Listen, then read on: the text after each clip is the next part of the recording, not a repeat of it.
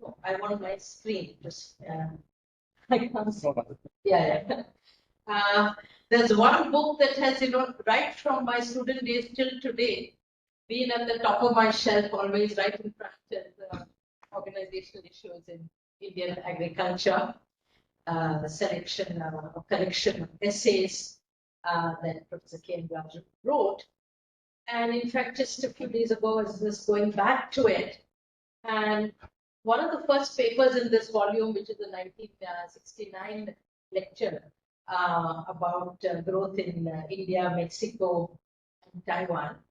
I've paraphrased him a little bit, but I think mostly it's his words. He talks about, in the context of agriculture, that most developing countries do not have such a choice and have to advance on both fronts. In my words, the two fronts being technological change in agriculture and institutional reforms to realize the rates of growth in agriculture they require for rapid economic development. So actually looking back on much of the work that I've been engaged in and also today's lecture, I feel that this is actually the crux of the matter with these two sentences, that we have to move, we have to walk on two legs. We have to have the technological development, but we cannot ignore institutional change, structural change, agrarian reform, different components of that in different contexts. So I think this lecture, I would like to pay tribute through this lecture to Professor Trivandrum. Now, the question of food security, or today it's referred to as food and nutrition security globally. The many terms, chronic hunger, hidden hunger, and so on. But I think the term that's used most frequently today to refer to these problems is food and nutrition security or insecurity. There are many ways of measuring this, and the different ways naturally give you very different results.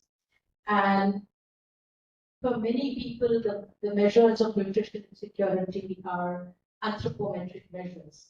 But as I'm not a nutritionist, I'm going to focus today on economic measures. And I think there are only a couple of measures available. So let me start very briefly with the subjective measure, asking people whether they are hungry or whether they get 2 adequate meals a day, which is what the NSS asks. Do all members of a household get enough food every day? Which is a very vague question. What does enough food mean? It will mean different things for different people. And not surprisingly, only about 2% of Indians are food insecure by this measure. The Global Hunger Index, which is also coming for a lot of criticism from official sources, is partly based on a subjective index. So I think we've got to be careful with that. The other major measure which is used now by the FAO, has been used for a long time, is based on consumption, actual quantities consumed of different commodities. And using this food balance, what we call food balance approach, the FAO measures the prevalence of undernourishment. And this is just my starting point, but this is the number that you're likely to see in a lot of international reports. So what we'll start here, according to the latest State of Food Insecurity 2023, India, 16.6% of Indians are undernourished. That accounts for about 234 million people. But I want to turn quickly to two other measures which I think are more important and more useful. The first is something that we have used in India before, which is the food share. The food share is very simply the share of household expenditure or your monthly per capita expenditure, as we know it in India, MPCE, share of expenditure spent on food.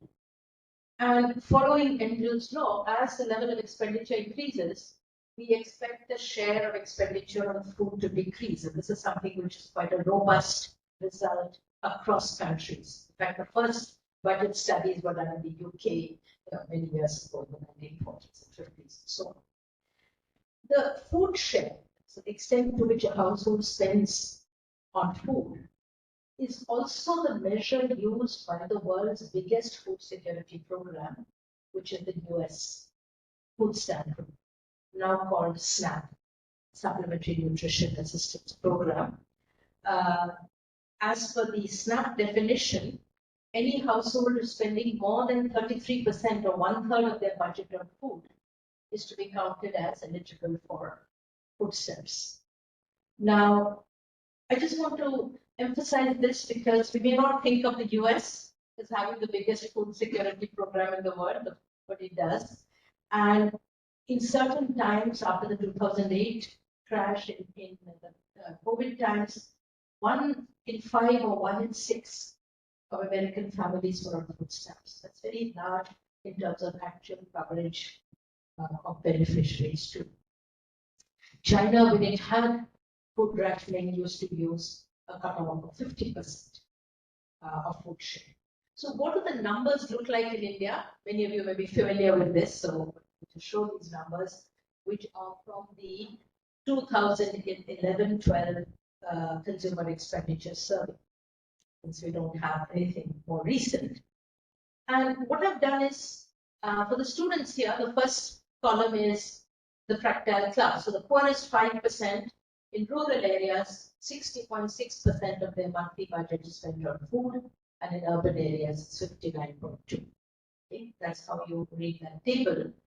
And I've just colored in blue all the numbers which are above 50, which is the China cutoff. So you can see from here that 80 to 90% or 90%, sorry, of rural households in 11-12, I'm sure things have changed by now, and about 50% of urban households spend more than 50% of their budget on food. And this is a measure of insecurity in the sense that if one wage earner falls in, or if there's a doubling of food prices, you can see that the food budget of the household is going to be severely affected if you're spending 50% of your monthly expenditure on food. So these are food insecure households in one measure of food insecurity.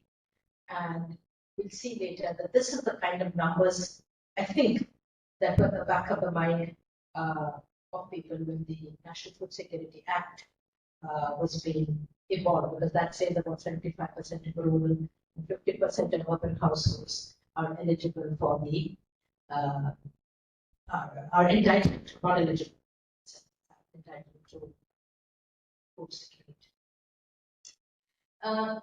Let me turn now to, I think, very important set of new measures, relatively new measures of food insecurity. And this is, now the food share is telling you that a poor household is spending 50 or 60% of his or her family budget on food.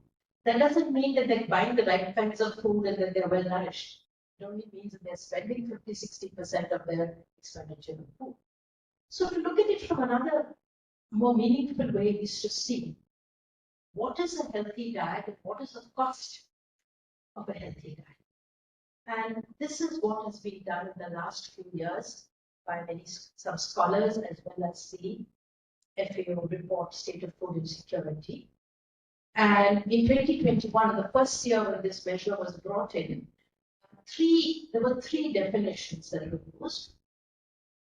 Basic energy sufficient diet is one in which the required calorie intake is met in the cheapest way. So this is you optimize and see what is the lowest cost way of buying the required calories. The second is a nutrient adequate diet. So it's not just calories, but proteins, micronutrients, iron. All the requirements are met, but again in a kind of least cost manner.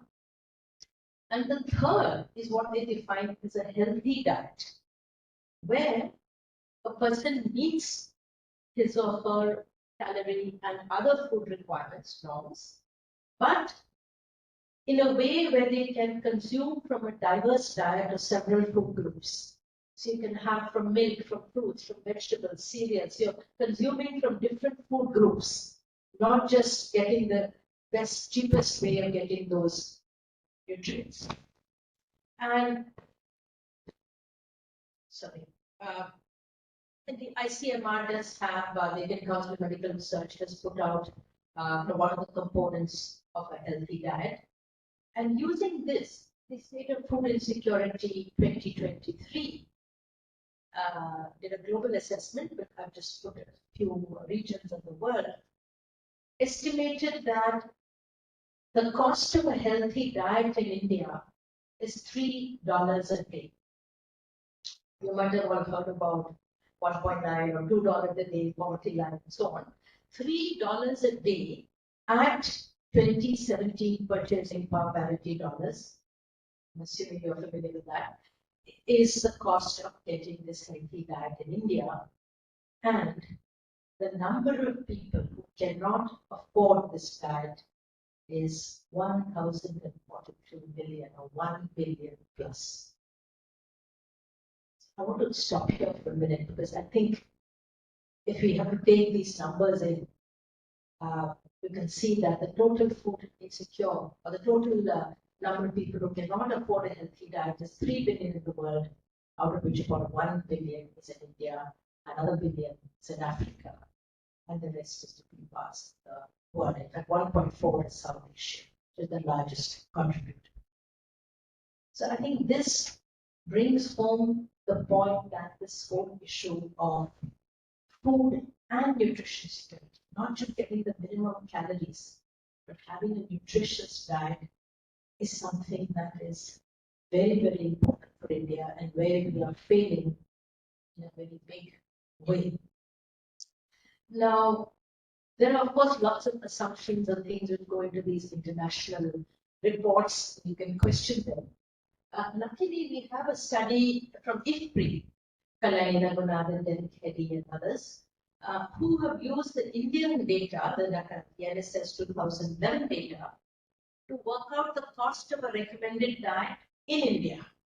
So this is the Indian figure now, which is not very different from the international one. This is for 2011-12. That's the latest data we have. And I've just given 3 states. I've just pulled out, I thought maybe of interest here. So the cost of a recommended diet, this is now we're talking about 2011-12 prices. So not a decade ago, was 48 rupees a day for a man in Kerala. And very similar, 42 rupees in Bihar and 47 in Gujarat. I think what is interesting is we look at how affordable is this diet. And here, these are numbers from their report as well, their paper. I've taken the daily wage rate for men and women. The women is coming in the next slide. So you can see that in Kerala, the daily worker was earning 250 rupees. This is in 2011, probably 700-800 today. But 48 rupees was the cost. So less than 1/5. You can see the numbers for Bihar and Gujarat. And let's look at the numbers for women, because I think this is very important to disaggregate wherever and whenever we can and look at gender differences in what we're studying. And here we've got again the cost of a recommended diet for a woman based on her nutrition requirements. So the numbers are slightly different from the previous numbers. So 42 rupees in 2011, and the daily wage was 60 rupees. So not as good as for men, but about, say, 60 or 2/3 of the wage. In Bihar and Gujarat, a daily wage worker woman would have to spend her entire wage if she wanted to buy a nutritious diet, 38 rupees or 42 rupees. So these are those ratios. The ratio of the cost of a recommended diet to the daily wage of a skilled worker, male and female. By the way, I use, if I'm not mentioning it, it's all rural. So I talk about wage, or whatever I'm talking about, the food shares, everything is rural unless otherwise. Okay. So I think I'm not going to talk about rural wages today, but I think there's obviously a debate or a discussion which has to be had if you start looking at how are people going to be able to afford a healthy.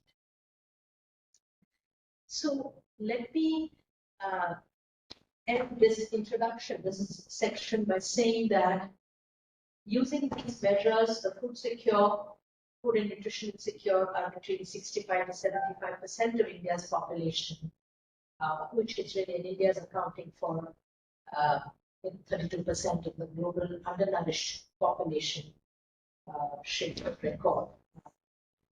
This report, our editorial, needs to remain headline news. Because I don't see this, except for when the report came out, you don't see this statistic in the news very much. Now, let me turn to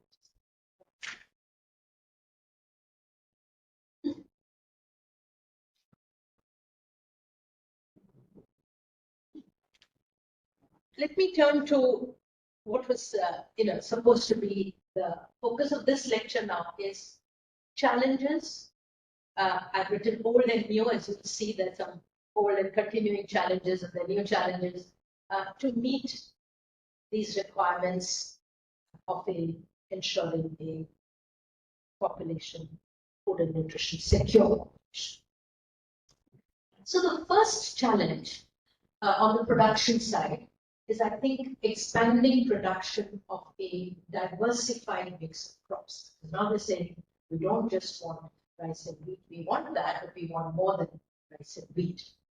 And I think this audience is familiar with the success of wheat and rice. So I'll just show one slide which I find very useful and helps put the kind of green revolution in context, which is this graph from Professor Kurosaki. What has been the pattern of growth of agricultural output over the century? And this is, of course, value of agricultural output from 1902 to 2002. And the top line is production. The second line is this line is output per unit of land. And the dotted line is output per unit of worker. He's taken population. So that's a measure of worker productivity. I'm not focusing on that, but again, issue for discussion. And I think the message here is that clearly there was a very remarkable shift from the 60s onwards. We see complete change in the path of agricultural output in India. And this is very similar if you look at Pakistan or Bangladesh, South Asia. Now, what about other crops? Because now we're talking about not just rice and wheat, but other crops. I've just put down a few examples here of crops that we may think of as important for ensuring a balanced diet. Nutri-cereals, this is the official term now for what used to be called millets, pulses, oilseeds. India's production is far from satisfactory. There has been some growth, particularly in the last 2 decades, but as you will see from the next slide, huge imports, that we are actually spending huge amounts on importing pulses, on importing oils. In the case of cereals, it's more cereal preparations.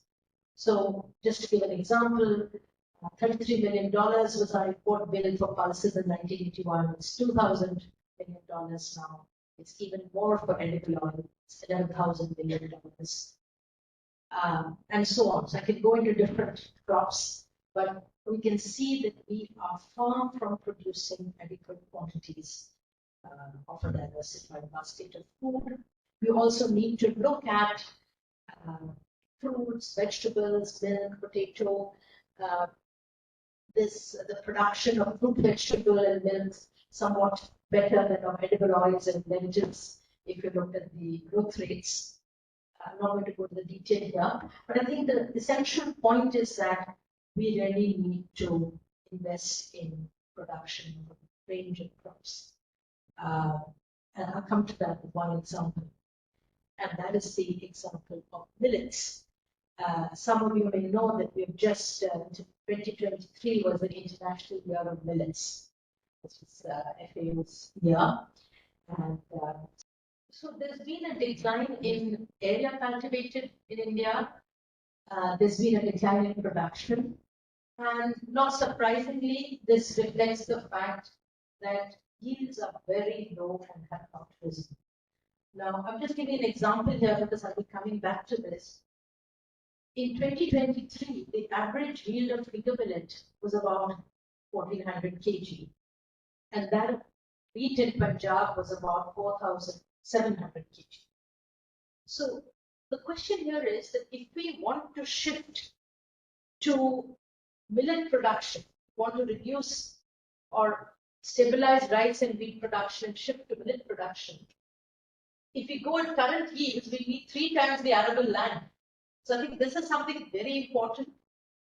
I love consuming millets. It's good to consume millets, but we can't exhort people to consume millets because we can't produce adequate millets as of now. And the area, the others would have seen this online, I hope they've seen the slides. Area required to produce the same quantity of millets would be a multiple of what is needed right now. Of course, we don't have arable land in India. That's not surprisingly, at this article by Chandrasekhar and the recent one in EPW shows the net returns for millet farmers also. If the net return for millet farmers is 100, it's 300 for wheat farmers. So yields are low, returns are low. How can we expect an increased production or increased area of cultivation of millets? And here, I'll maybe spend a few minutes because, as was mentioned over the last decade, I was chairing the Swaminathan Research Foundation, and one of the initiatives taken from the late 80s, so for over 25 years, was to encourage and conserve millet biodiversity and encourage millet production in the Kolli Hills of Tamil Nadu, which is Namakkal district, not far from Salem. And this is actually an area, very poor area, forested hilly area, comprising entirely of tribals. So very poor region where millet was being grown, and so there seemed to be an incentive to encourage higher returns and higher production and conservation of millets. Now, this is a long story. There were a lot of interventions over 25 years, including new seed varieties that were introduced with the trials, new farming practices, including mechanization. Very important innovation or introduction was of technology for processing. And as you see, most of the millet farmers are women. And one of the reasons given even today by women not to cook, say, ragi or kambu or some tile, one of these millets, is because it's very time consuming. The hand processing, it may seem like hand ground sounds very ethnic and organic, but actually it's a huge, very drudgerous activity. And the cooking time as well. So mini processing mills, this was one of the, or what do you call it, customized processing mills for finger millet and ragi. This is one of the innovations that was introduced, and this one which seems to have spread. And it really made a difference to women's burden in terms of labor inputs. Cooking time also, there was a big effort to reduce cooking time by creating a farmer producer organization and developing a whole range of ready-to-eat, millet mixes and processed mixes and so on. There's a paper forthcoming based on this, and I can discuss more of this if there are questions. But I think the point I'm trying to make here is the very long and effort over more than 25 years with multiple interventions, not just in terms of varieties and farming practices and better quality seeds, but in terms of machinery, equipment for processing, also from production and post-harvest preparation of products, which could get a better market price and also be less time-consuming for cooking. And we're not sure what the effect is. People are still growing millets, so probably there is a reasonable return from them. But the decline in area under millets has been reversed. That I think that is a measure of maybe to know more studies over here to measure of some of the successes. But I think there's a success on a very, very small scale. So I won't even call it a success. We need to see much larger numbers in terms of state level changes, not just changes at the level of one block. Basically, this is one block. So I think if we want to diversify our food basket and increase production of crops such as millets, many other crops as well, we require enormous amount of, we require multiple initiatives and a big investment in public funding, research and extension, support for post-harvest, for marketing, a variety of incentives. So I think it's very important here again, and this is why I said the old and new challenges are in some ways interrelated. The Green Revolution has been working with multiple forms of public support, and whether it's the same forms or different forms, these are issues to be discussed. But I think without additional investment in different forms of support for millet production, we're not going to see millet revolution. Just saying it will not take us forward. This takes me to the second challenge on the production front.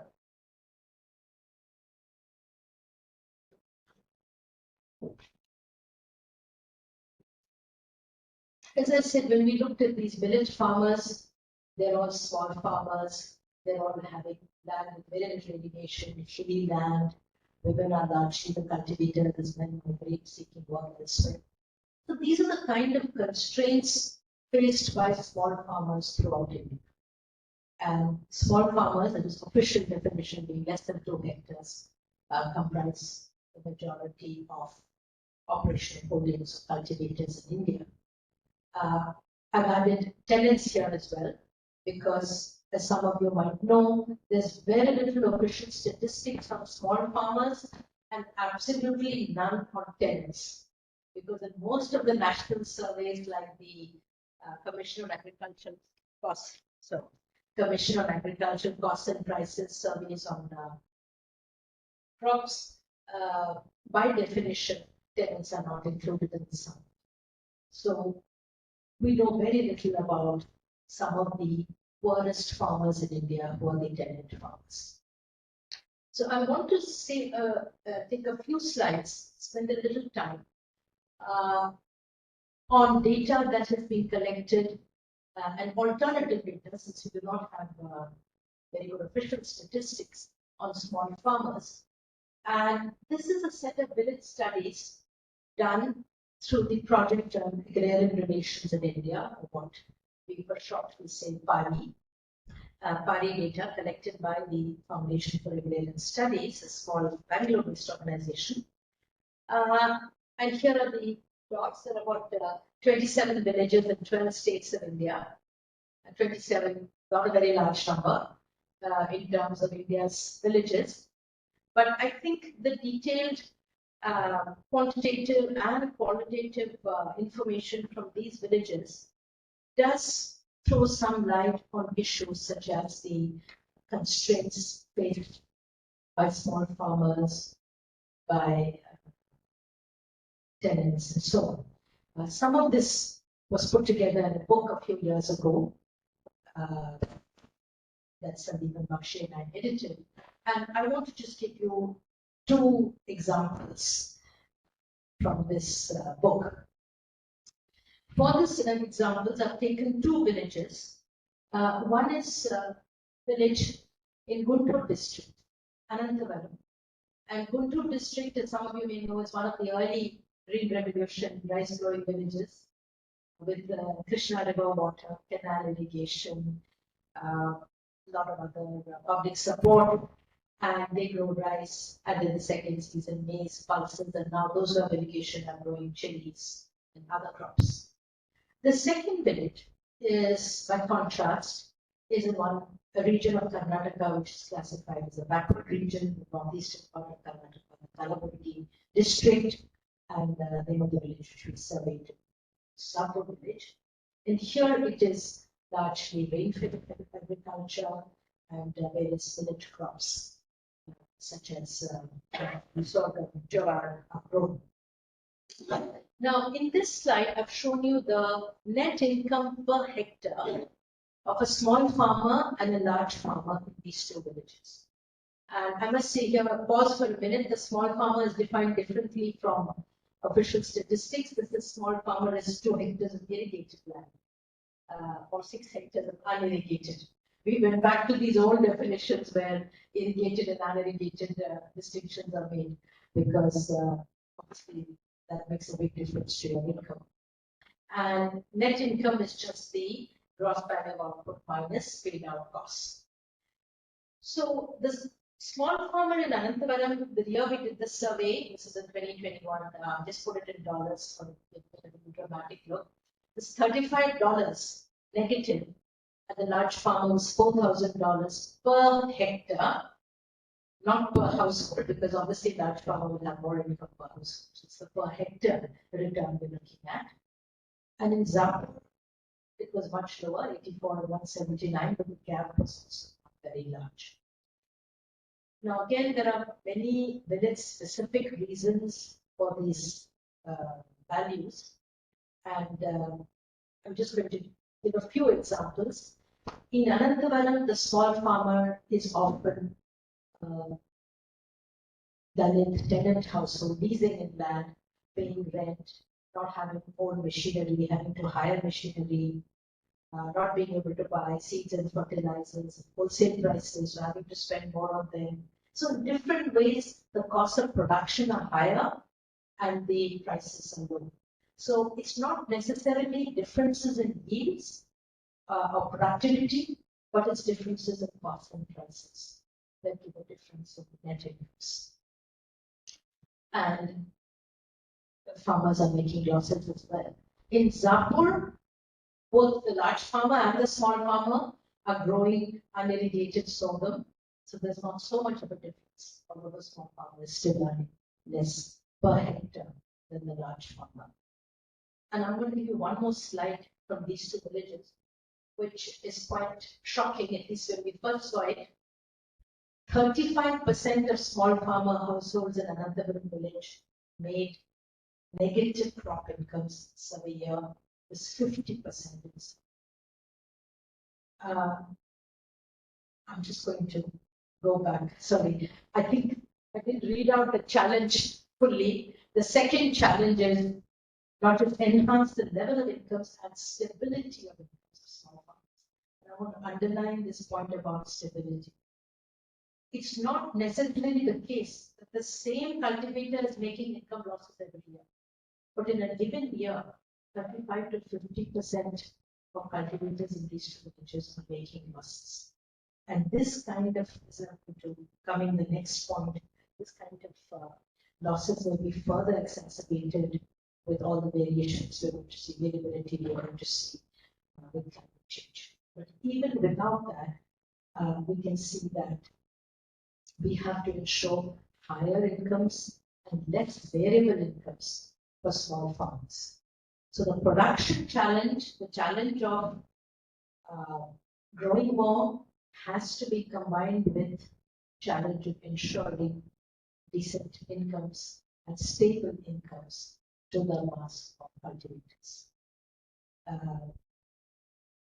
This actually takes me on, as I said, to the third challenge, which I'm going to be brief about today. This is still an area I'm exploring. On the production challenges of today have to be sustainable and respond to climate change. This goes without saying, but how does one do that?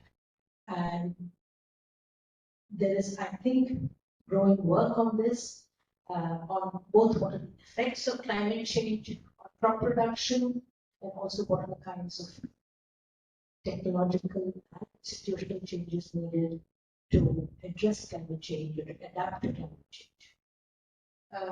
I just want to mention here that in a way, the only positive, or why one sees hope in dealing with climate change in India and agriculture is that we still remain, I'm just giving one graph here on rice, we still have a big gap, potential yield gap, between what is being cultivated on farmers' fields and what is the potential yield in the lab.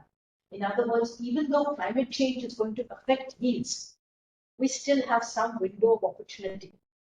If India was, I mean, I don't know, I should use, I don't know which country to take as an example, let's say Vietnam or China. If you're already at our peak yields, then the space to grow addressing climate change issues may be less.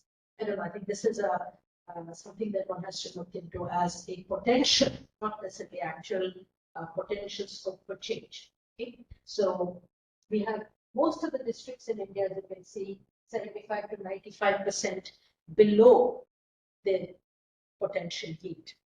And the second point I want to make is that there's a lot of literature on rice and wheat. And it's thought that many of the millet crops, nutri-cereals that I was talking about, are somewhat more immune to climate change. But we have done some work, I've done with RBI Chair and others, showing in Karnataka, showing that even sorghum, jawar, finger millet, and other crops are being affected by climate change. So, not going into this regression analysis here again in this question that we can talk about it later. But basically, we look at if the temperature during the growing season is above the optimal, the number of days with the temperature, actual temperature is above the optimal, does it have an effect on yield or does it have a negative effect? So I think this challenge is going to affect, climate challenge is going to affect all crops, not just, and of course, livestock and other things as well, fisheries, not just rice and wheat. So this is something I think going forward we need to think about more. But I will stop here, and in the last 10 minutes or so, I will talk about. I'll tell very briefly, because I think this audience would be familiar with that, to the challenge on the distribution, which is something of course I told a lot about earlier as well. So. Coming to food policy in India, I think you're all familiar with this system of public procurement that we have, managing food stocks through storage and buffer stock operations, and the government of India, along with state governments, distributing grain through the public distribution system. I'm going to just be very quick on some of these slides. Just to give an overview,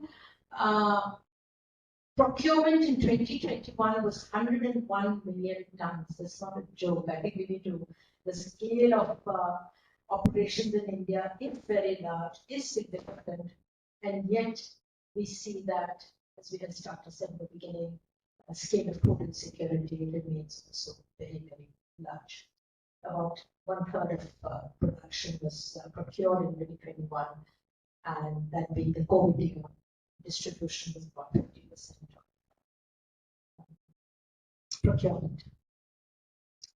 Now, we have had different phases of the public distribution system, but I'm going to skip these a little bit and come to just towards the end. So, sitting here in Kerala, I think I should mention that the public distribution system first started, the ration system was started by the British.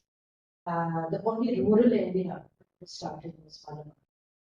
And in 1942, 42, thank you, Joseph.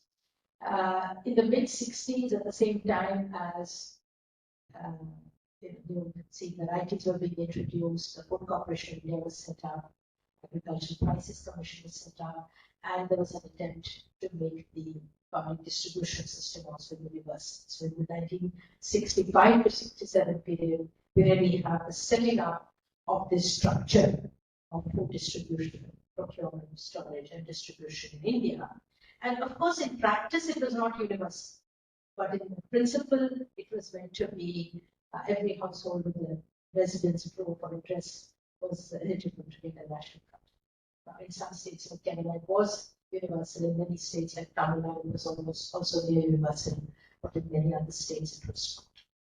So from that phase, we had a phase of targeting in the 1996-7, sorry, phase of targeted PDS.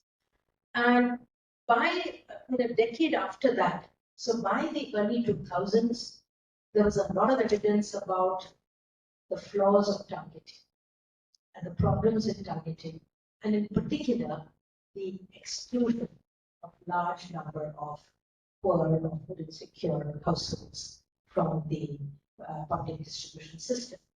And that was the context in which, in the early 2010s, the idea of a right to food, of bringing in Food Security Act emerged.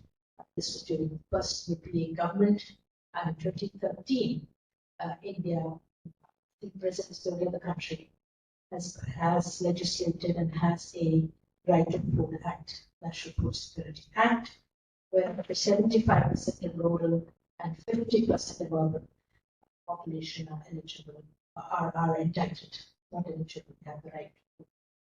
And there are many schemes within that, the public distribution system, the school meals, the Anganwadi, and various food-based schemes are mentioned as part of the National Food Security Act. So, although we did not get a universal right to food here, we did get a universal right to food, and if you like, Right to Food Act that, in principle, actually covers about 2/3 of the population who we say today are food and nutritionally insecure. Okay.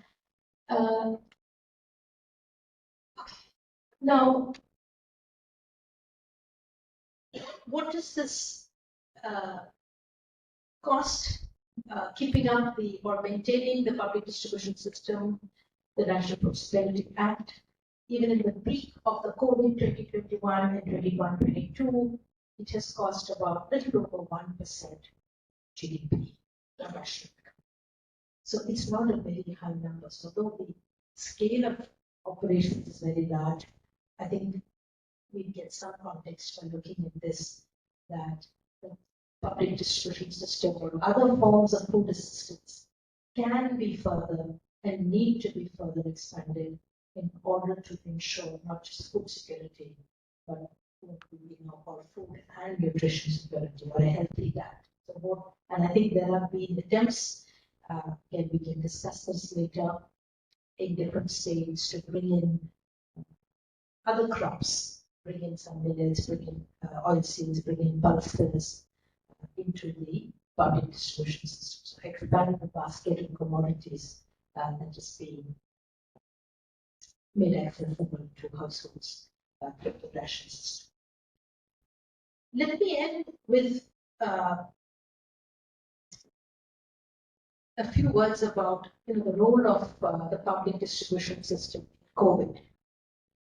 So, as I said, there's still in my view, the debate on universal and targeting has been resolved when the National Food Security Act was implemented. As I said, we had the universal, and then we had targeted, and then this saw the problems with targeted and decided to ensure a right to food for the vast majority of the population. But there's actual evidence now from papers, very recent papers, both published in the last 6 months. The IMF has estimated that the number of people below the poverty line in India has been lowered by 30 to 40% on account of the public distribution system. Of course, during COVID, there were extra rations were being given, so it was not just the usual public distribution that was happening. There's another paper, it's a working paper, I think wider working paper, Ravi Kandor and other, who look at multiple countries and again found that universal social safety nets such as the PDS have performed better during periods of crisis, including the COVID crisis. So I think that's something going forward is an important lesson from a very recent past on the role of the public distribution system. Not that it's perfect, there's much more that can be done, but I think the direction in which we want to go. And my last 2 slides. Being here again in Trivandrum, I'm going to be on Kerala. Kerala, I think during the COVID pandemic, did well on the health front, but did also very well on the food security front. And right at the very beginning, the Chief Minister announced that no one would go hungry. And in addition to the expanded rations to the public distribution system, so these were rations from the state government, there was also expanded central distribution. But there was also an attempt to fill the gaps, to provide a range of other commodities, at least to selected households, giving some priority to this distribution, to food kitchens, and so on. I think this is something when assessments of COVID and the COVID crisis are done in different states. This is something that much more clearly. But I just wanted to mention it over here, and I like this slide from colorful slide from Madhura, so I just kept it there. Anyway, let me end now. I think this is something Kerala is something we're going to be more familiar with. So let me conclude that the first point I want to make is that if you're talking about SDGs and solving the global hunger problem, zero hunger, that problem is not going to be solved if it's not solved in India. We're still going to remain the global problem. 1/3 of the global food and nutritionally insecure population.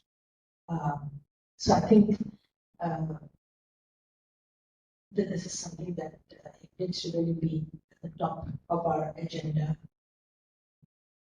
when we look at what are we going to do in the next coming years, decades. Now, what I'm trying to argue today, and I think that phrasing it using this terminology that was used by Ms. Swaminathan some years ago, but I think rephrasing it in a different way. First is, I think we need to defend the gains of the Green Revolution.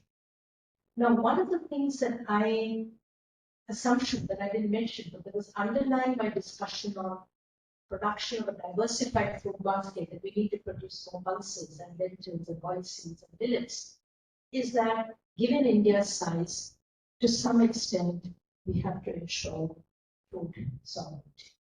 We cannot be dependent on international trade for the bulk of our food consumption.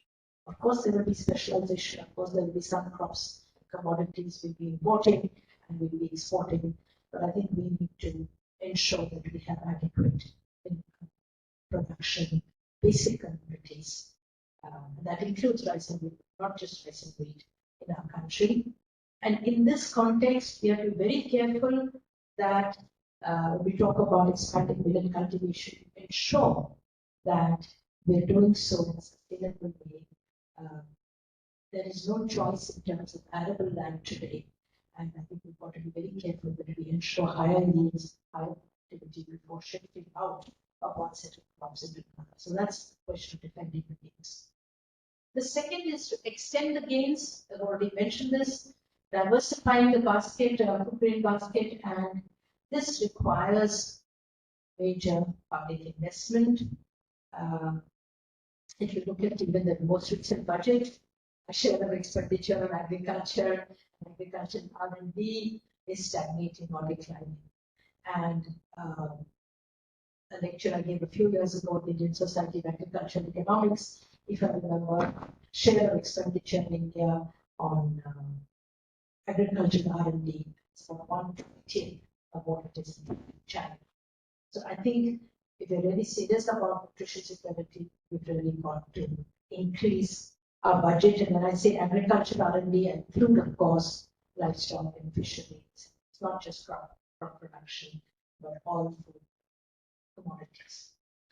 And the third, and I think challenging thing is to make new gains, that is to be able to ensure higher productivity and higher returns in the context of sustainable development, in the context of climate change. And I think while addressing our specific social and economic constraints. I've talked a little bit about small farmers and very briefly mentioned issues of caste, but these are things that are very, very ingrained in the agrarian structure of our country. We have to address those issues as well. I didn't talk about it today, but that's the underlying assumption. So let me end by saying that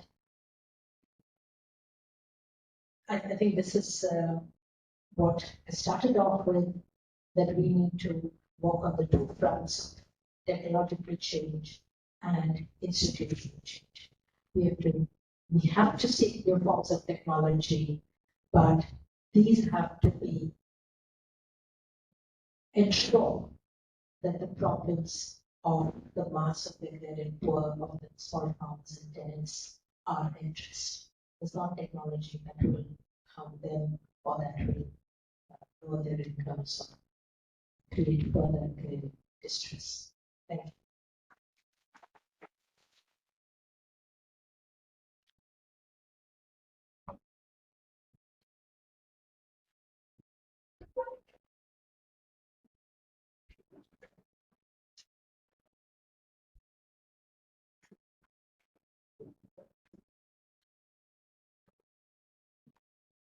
Thank you, Professor Swaminathan, for that very comprehensive, insightful presentation with super plan on whatever that she has presented.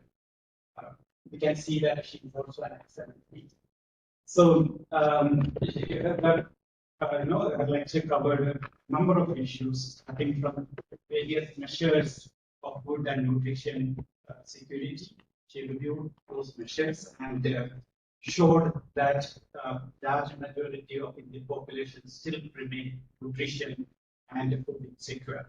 And then went on to discuss a number of challenges, new and old challenges, including the challenge of achieving a diversified mix of products, particularly focusing on millets, and then to enhance the level of income and stability of income of small farmers, and then sustainability issues with respect to climate change.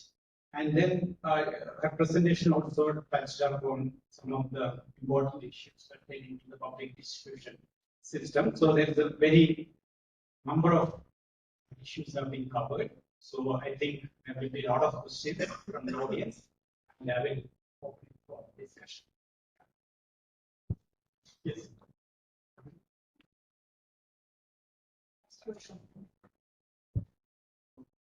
Yeah. Thank you very much for that.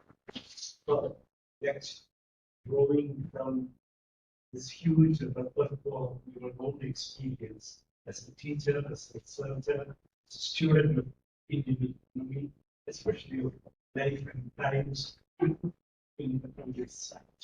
I mean, it was a fabulous street. But then this question about the millet groups.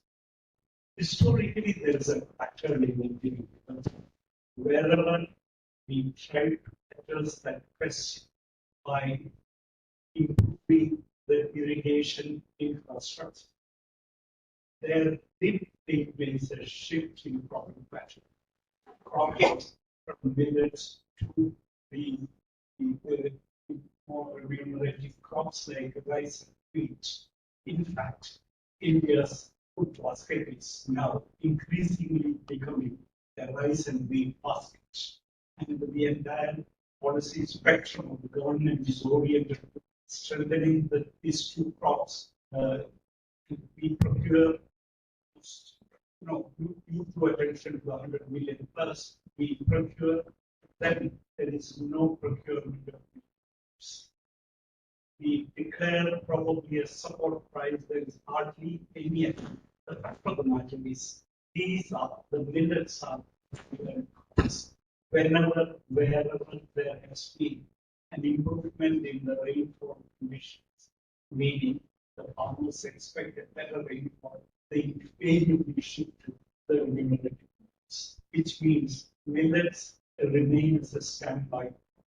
and we are not able to bring about any improvement in productivity in spite of ISI, all those institutions which have been there for a long time in this country. So the question rises, I mean, any improvement through building the environment, improving the environment, it's not going to make any visible change. If you talk about the security, it played an important role, but then one remains very skeptical because we are, as you rightly said, going to see a systematic increase in the number of people to exclude from access to the markets. But then the old government rule, give them food and give the elite service. They will always ensure the survival of the communities. That paradigm is going to apply to you.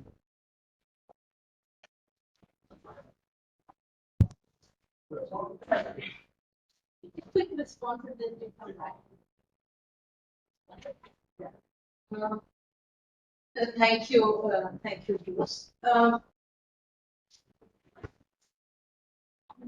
Let me just talk about the millets. So I think that globally and in India, the extent of R&D and expenditure on rice and wheat far exceeded the millets. I think now, for example, in sub-Saharan Africa, huge amount of money from US government is going into barley and teff and a whole lot of other crops. So I think in terms of technological advancement of millets, we've had one millet research institute in India, then we have research. It's not really been adequate. So maybe there will be breakthroughs.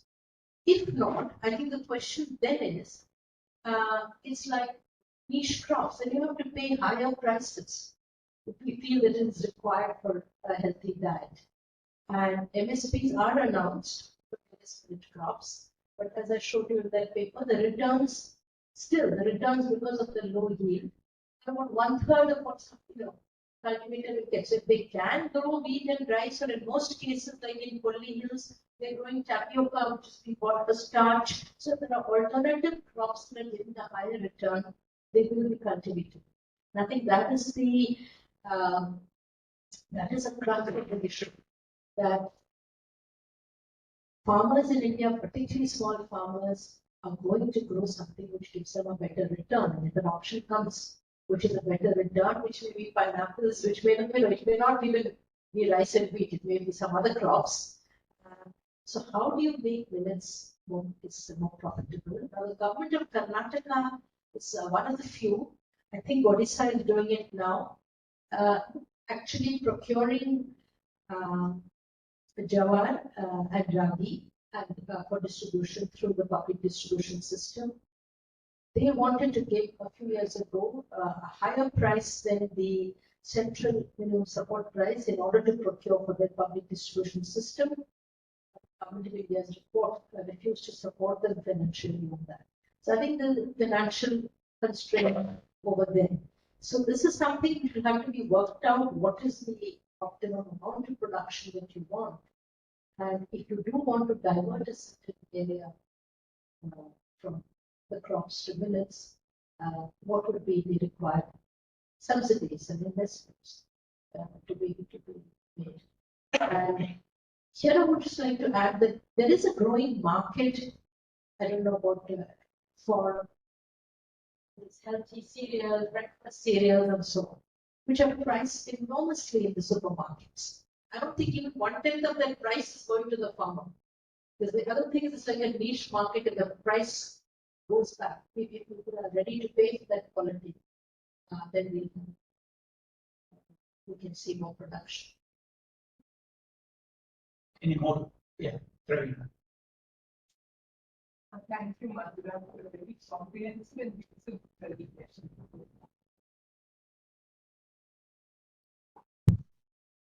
I'm kind of curious about a couple of points. One is the potential productivity and the actual daily economy. You mentioned, say that with climate change we have that gap.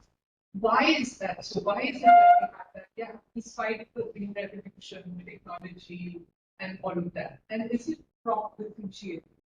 So we have certain crops where the gap is closed and others where it exists. Then it would make sense, right? The second is a matter of detail. In your slide about Ainavara, the Guntur village, you noted that the net return was minus 35. So how does it work? Is it just for 1 year? I mean, it's, so I just wanted to know, because even when you said 35% of small farmers were like in the red. So how does it work and how do they? Thank you, Pravina. Taking the second one first, yes, unfortunately, the income data are for 1 year. Run a few panels now, and hopefully we will get some results in a few months. But all incomes are much more variable than assets, and that's by definition, and consumption is less variable than income. But so it's not, I can't say that there's an average of 1 years. But in this particular year, the net losses are being made because you spend on vegetable, you spend on the seed, you spend on the fertilizer, you spend, and then the harvest is affected because of a bad crop, prices crash after the harvest. So you're not able to recover the costs of cultivation. So your income is net loss. So in this case, in the another case in particular, out of the total production of rice, about 75% had to be given as rent. So it all adds up. And of course, we look at the income from straw, other byproducts as well. So you spend much more on crop cultivation than you get that it has income. And that's why you're in a net loss. And in many places, we've heard, again, this is not the actual data, but people have said that we've had losses for 2 or 3 years. I think if the losses continue for more than a couple of years, then those are the kind of farmers who are now quitting and migrating in such a way probably elsewhere. The small farmers definitely won't be able to survive if it's a series of years together with this kind of negative net incomes. On your first question, there are huge gaps in productivity, even within India. You take the average yield of any crop, and then you take in the best performing district and in the other districts. So why is it? I think, and that's one. And second, rice yields in India, even the average, except for a few places in Punjab or Tamil Nadu, much below Vietnam, much below Japan, hugely below China. China is having 9 tons on average now. We all get 3 tons when we are average. So huge differences. I think it's because if I had to give one word answer, I would say it's because very poor agricultural extension and information. It's not always necessarily costs. It could be higher costs. I think it's not always just cost of the seed, cost or something else, because sometimes we find small farmers applying fertilizer way above the norm. They don't even know how much they're supposed to apply. So I think from the results in labs and to the farmers' fields, our extension system is very valuable. And that's why we see, even within India, we see huge variations.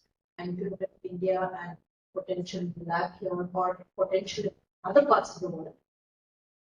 For maybe for some crops, potato, we have some high yield sugarcane, we have some where again the yield gap within India will be very bad. But there will be some pockets where there's very high yielding sugarcane, like in Western UP, strongly quite close to potential. Yeah, Parmesh. Thanks for the very comprehensive presentation on food security. And one thing I can recommend the food security. There was, I think, reports I have seen. One is from US-based agricultural scientists, and I think one is from India regarding the large decline in the nutritional content of the grains and vegetables. And they are attributing mainly to the soil quality of soil, important soil quality. If that is the case, focusing only the expansion for soil or disability, I think this aspect is needs to be considered. The nutritional quality of fruits and vegetables has declined, is it? Or this is Ruth Debris, that Columbia paper. But I've seen only one paper on this, and I'm not very confident about it because I mean there's a lot of assumptions over there. But I think one of the issues they are bringing out, Ruth Debris and her group at Columbia University, they work on climate change, is on soil health. So I didn't deal with that, but of course, when we're talking about what type of production, optimal production, ensuring sustainable production, for example, then soil health is also important. I think this is something that, what crop should be grown when, or what are the dosages that you need for different crops. Then you have new seeds now which require less dosage of certain fertilizers. So I think this is a technological change that we are not able to update, and more importantly than update, transfer to the field, which would actually give better soil health. But I think they are saying because of poor soil health, the extent of nutrients in the grains, if I remember that is so yes, we have to look into that. So I agree with you. Just to, because I work mostly in industry, not so much in agriculture, and one question that comes to my mind is that the difference between agriculture and industry as separate domains is getting increasingly not only in academic research but also in practice, because we see now that food processing becomes an integral part of how farmers gain in terms of income, etc. And also we know there are global value chains in the production of several agricultural products also, and then foreign direct investment taking place, trade growing, and also there is a globalization of food happening across the world. Now these basic context has now undergone changes, and in this context, is it important to look at the old problem in a slightly different way? Like the value addition in the manufacturing, food processing play a very important role, because that is where the farmers can get a more remunerative price. Because if there is a domestic manufacturing sector, then the linkage with the backward linkage of industry with the agriculture becomes stronger.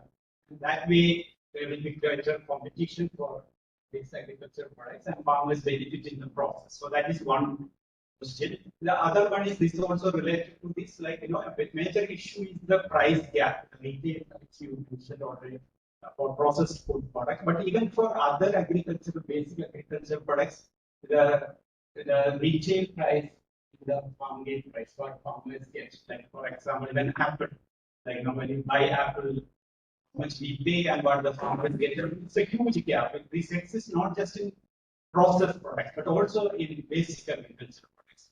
So when you have such a huge gap, the question that you first raised, the institutional reforms play again an important role to addressing the market issues, rigidities in the market, the existence of middlemen, exploiting the situation and all that. So I have two questions. One is related to the question of value addition in agriculture processing sector and the importance of promoting that.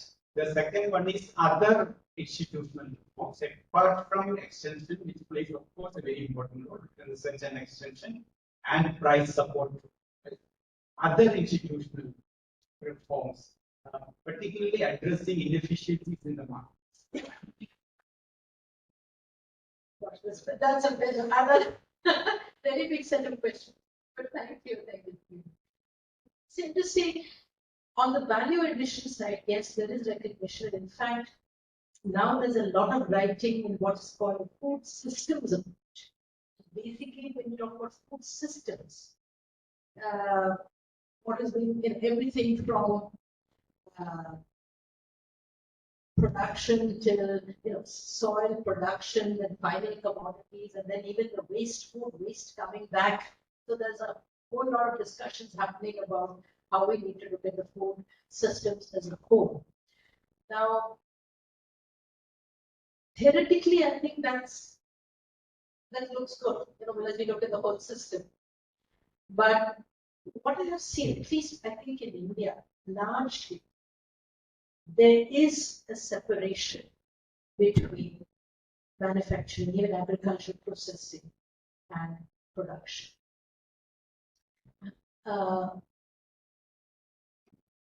What we see, and I think this is something that we need more research on, is those who are making surpluses in agriculture, where and what do they invest in, reinvest in?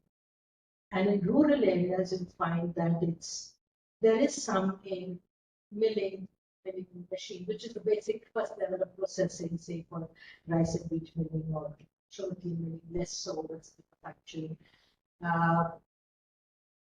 There is, but a large part of it seems to be, and again, this is just based on my understanding of these villages I've studied. I've not really seen a paper on this. This is something that Abhijit said was very interested in, but we haven't got data on it. People are investing in schools, in profits, in real estate, in petrol pumps. So the agricultural rich don't seem to be investing so much in agro-processing. And large part of the agro-processing today in India is big companies. So yes, the link between agriculture and industry is very important, and as we get more processed food in this food chain or the food system, that becomes more and more important. And I think this is why there have been some discussions, and perhaps this is why almost 2 decades ago, Pakiala committee started this idea of farmer producer organization. That if you have a collective, which is more like a company, the farmer producer organization or company, it's not a cooperative. So the idea was that we have to be able to operate quite flexibly and market produce. There are in Maharashtra, there is some successes, but largely these have just remained collectives where instead of a farmer selling output on his or her own in the market, they collect it and they sell in the market, and maybe they get a 10% higher price. It's not really gone into the next level of the value chain. So I think this is a very critical area. Who is going to invest? Who's going to gain these benefits from the value chain? It's going to be existing industry companies which come whether small or large, or is it going to be those who are coming out of agriculture with service? I think this. So where is the agricultural surplus going question? I think will be a very important one. What we see so far, not much of it going making quick money. Not much of it is going into agro-processing. I don't know if I've answered your question. A very big question, I think. Yeah.